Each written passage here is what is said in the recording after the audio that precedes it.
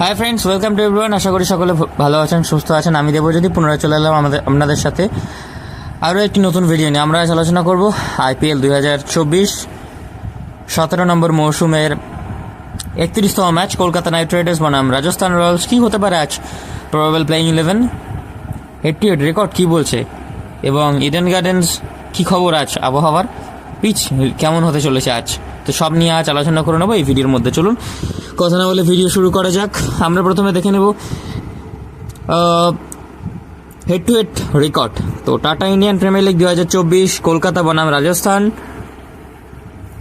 এখনও পর্যন্ত আইপিএলের ইতিহাসে রাজস্থান বনাম কলকাতার মোট 28টি ম্যাচ খেলা হয়েছে, সেখানে 14টি ম্যাচ কলকাতা জিতেছে, যেখানে 13টি ম্যাচ জয়লাভ করেছে রাজস্থান রয়্যালস। সুতরাং একেবারে কাটায় কাটায় লড়াই হয় দুটি দলের মধ্যে, এবং একটি ম্যাচ এখনও পর্যন্ত টাই। তো হেড টু হেড রেকর্ড কিন্তু দুর্দান্ত পরিসংখ্যা দিচ্ছে এক্ষেত্রে।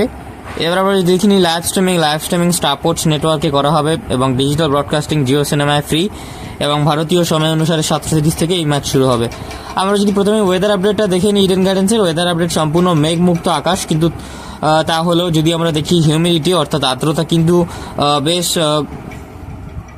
উষ্ণ থাকবে, অর্থাৎ 29 থেকে 32 ডিগ্রি সেন্টিগ্রেড তাপমাত্রার কাছাকাছি থাকতে পারে। সুতরাং প্লেয়ারদের কিন্তু একটু গরম সহ্য করতে হবে আর কি। তো যারা ফরেন প্লেয়ার হবে তাদের পক্ষে একটু হলে হয়তো অস্বস্তিকর ভাব হতে পারে, কিন্তু আকাশ সম্পূর্ণ মেঘমুক্ত থাকবে।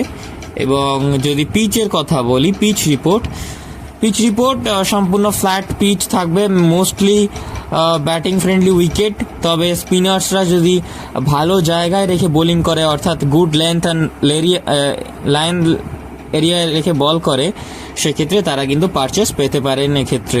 সুতরাং Narine Chakravarthy, Yuzi grand master, Yuzi চাহেলসো, এনারা যদি ভালো জায়গায় বোলিং করতে পারেন অবশ্যই সাকসেসফুল আছে।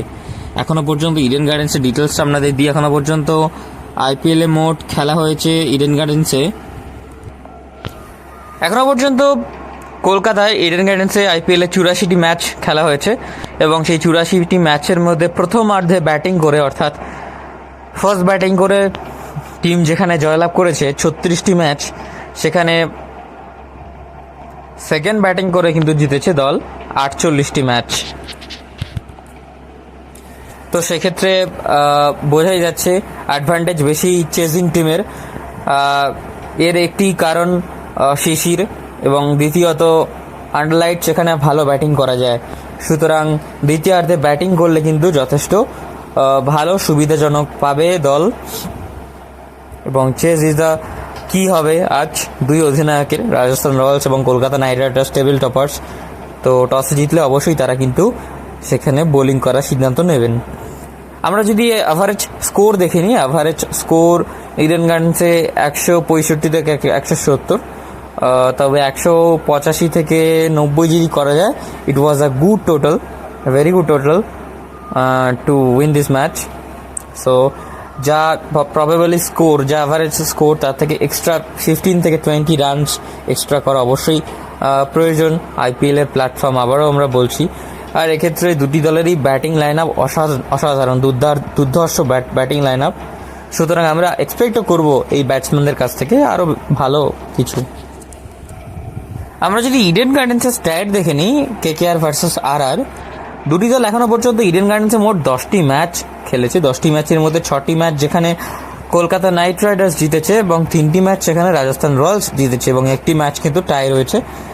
তো সেক্ষেত্রে এখানে Kolkata knight Riders home ground, তাদের অ্যাডভান্টেজ বেশি খাতা কলমে, তাই এখনও রেকর্ড বলছে। আর এখানে হাইয়েস্ট স্কোর যদি আমরা আইপিএল হিস্ট্রিতে দেখি, তাহলে 235 সিএসকে করেছে, এবং লোয়েস্ট স্কোর যদি বলি, সব থেকে আইপিএলে যেটি লোয়েস্ট স্কোর 49, সেটি আরসিবি করেছে। তো সেক্ষেত্রে 235, 220, 10 এগুলো একেবারেই অসম্ভব নয়, করা যাবে, সম্ভব। এবং ভালো ব্যাটার্সরাও রয়েছে, যেটা আমরা বললাম আগে। তো সেক্ষেত্রে 200 থেকে 210 যদি হয়, আমরা খুব একটা অবাক হব না। গেম প্ল্যানের কথা যদি বলি, আমরা হয়তো বাটলারকে ফিরে আসতে দেখতে পারবো তনুষ কোরিয়ানের জায়গায়। এবং বাটলার আমরা দেখেছি আরসিবির এগেনস্টে একটা সেঞ্চুরি করে ম্যাচ জিতিয়েছিলেন তার দলকে। এবং যেটি বিশেষ করে ইয়শস্বী জয়সওয়ালের কথা, তাকে ফর্মে অবশ্যই ফিরতে হবে। এখনও পর্যন্ত তাকে কিন্তু কমপ্লিট টাচে দেখা যায়নি। সুতরাং ইয়শস্বী জয়সওয়ালের এটি একটি গুরুত্বপূর্ণ ইনিংস তথা ম্যাচ হতে চলেছে তার ব্যক্তিগত ব্যাটিংয়ের দিক থেকে যদি আমরা দেখতে চাই। এবং Sanju Samson leading from the front, একজন অধিনায়ক হয়ে যেভাবে দায়িত্ব নিয়ে খেলছেন, অসাধারণ প্রদর্শন করে চলেছেন নিয়মিতভাবে। যে কনসিস্টেন্সি আমরা কিছুদিনের আগের আরআরের একটি ভিডিওতে বলেছিলাম, যেটা নিয়ে ডিসকাস করেছিলাম, যে রাজস্থান রয়্যালসের ক্যাপ্টেন সঞ্জু ভালো তো অবশ্যই খেলে, তার প্রতিভার কোনো অভাব নেই, তবে যে এবার যে কনসিস্টেন্সিটা ধরেছেন তিনি, নিয়ন্ত্রণ, কন্ট্রোল, তার শটসের মধ্যে দায়িত্ব নিয়ে খেলা, so overall it was a good IPL for Sanju Samson in his career. So দেখার বিষয় আজকের ম্যাচে তিনি কতটা দূর তার দলকে নিয়ে যেতে পারে। সেভাবেই রিয়ান পরাগ, তিনিও যেভাবে দায়িত্ব নিয়ে খেলছেন, দুর্ধর্ষ পারফরমেন্স করছেন। আমরা আসামের হয়ে দেখেছি অসাধারণ স্কোর করে গেছে ডোমেস্টিক ক্রিকেটে। এরপরে বোলিং ডিপার্টমেন্ট যদি আমরা দেখি, বোলিং ডিপার্টমেন্টে ইউজি চাহাল অবশ্যই হায়েস্ট উইকেট টেকার এখনও পর্যন্ত 30টি ম্যাচের মধ্যে, এবং আমরা এক্সপেক্ট করব স্পিনারদের এখানে একটু হলেও হেল্প থাকবে। সুতরাং ইউজি কিন্তু অনেকটা এফেক্টিভ হতে পারে, এবং কেকেআর এর ব্যাটার্সরা কিন্তু তাকে খুব সাবধানেই খেলবেন। এবার ট্রেন্ট বোল্ট ফার্স্ট ওভারে উইকেট, যেটা রেকর্ড এখনও পর্যন্ত, সেটা কিন্তু মাঝের যে 2-3টি ম্যাচ সেখানে কিন্তু দেখা যায়নি। আর সেক্ষেত্রেই রাজস্থান রয়্যালস কিন্তু একটু চাপে পড়েছে। তো সেক্ষেত্রে বোল্ট কিন্তু প্রথমেই ধাক্কা দিতে হবে, যেহেতু নারিন, সল্টের মতো ব্যাটসম্যানরা কেকেআরে রয়েছে। তো তারা যদি একবার দাঁড়িয়ে যান, সেট হয়ে যান, সেক্ষেত্রে অনেকটা কঠিন কাজ হয়ে যাবে পরবর্তী বোলারদের পক্ষে।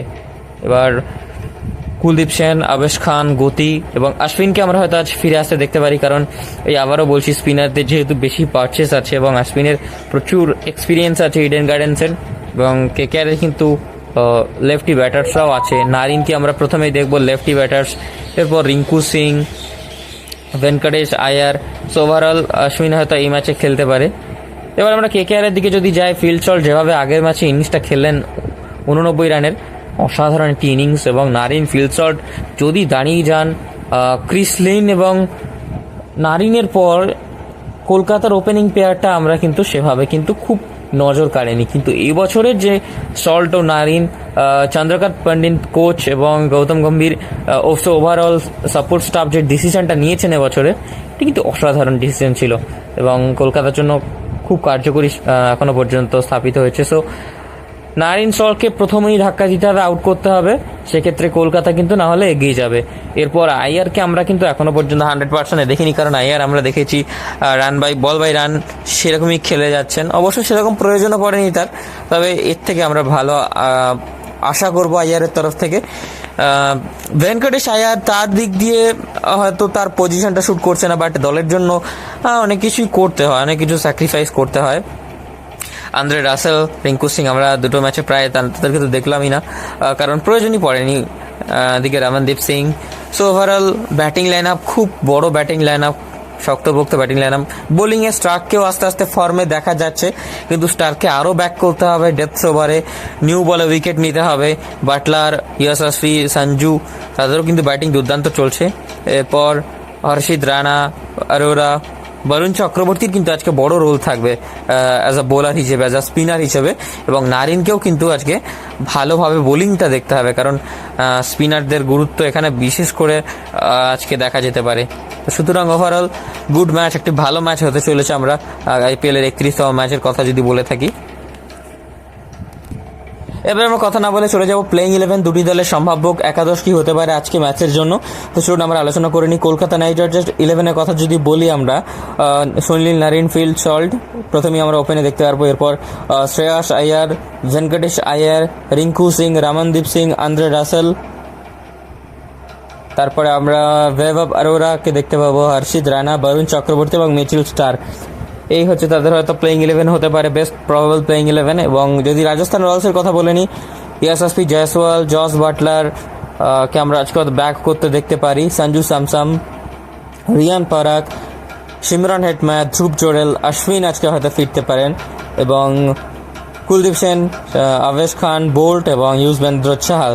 সো ওভারঅল খুব দুর্দান্ত ফর্মে যারা প্লেয়াররা রয়েছেন তাদেরকে অনেককে দেখতে পাবো আমরা আজকে, হাইস্ট উইকেট টেকার্স বলুন বা হাইস্ট রান গেটার্স বলুন। সো দুর্দান্ত লড়াই হতে চলেছে আজ। এবার আমরা দেখে নেবো ফ্যান্টাসি টিম কী হতে চলেছে। আমরা ওপেনে ফ্যান্টাসি টিমে আজকে নিচ্ছি বাটলার বা সল্টের মধ্যে একজনকে আমরা চুজ করবো আজকে, যে কোনো একজন থাকবেন। এবং অপর দিকে অ্যাজ এ ওপেনার হিসেবে আমরা হয়তো ইয়াশস্বী জয়সওয়ালকে দেখতে পারি। ইয়াশস্বী জয়সওয়াল আমরা দেখেছি প্রিভিয়াস ইয়ারে কলকাতারই হয়ে এর বিরুদ্ধে একটা দুর্দান্ত ইনিংস খেলেছিলেন, এবং আমরা জয়সওয়ালের সাথে যাচ্ছি অ্যাজ আ সেকেন্ড ওপেনার এবং ফিল সল্ট বা বাটলারের সাথে। এরপর আমরা সঞ্জুকে আমরা নেব অ্যাজ আ মেনলি ব্যাটার হিসেবে, রিয়ান পরাগ, এরপর রিঙ্কু সিং, আন্দ্রে রাসেল।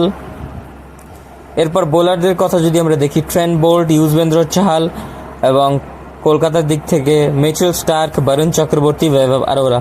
তো ওই হচ্ছে আমাদের আছে ফ্যান্টাসি পিক।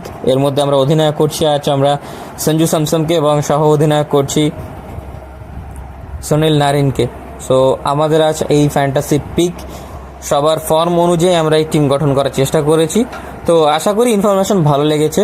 তো অবশ্যই ভিডিও যদি ভালো লেগে থাকে একটি লাইক করে দেবেন এবং কমেন্ট বক্সে আপনার গুরুত্বপূর্ণ মতামত জানাতে ভুলবেন না। আপনার মতামত আমাদের এগিয়ে নিয়ে যেতে সাহায্য করে। প্রচুর শেয়ার করুন এবং দয়া করে আমাদের পাশে থাকুন। চ্যানেলটিকে সাবস্ক্রাইব করে পাশে থাকা বেল আইকনে ক্লিক করে অল প্রেস করে সঙ্গে থাকুন। ভিডিওটি সম্পূর্ণ দেখার জন্য অসংখ্য ধন্যবাদ। ভালো থাকবেন, সুস্থ থাকবেন। দেখা হচ্ছে পরবর্তী ভিডিওতে।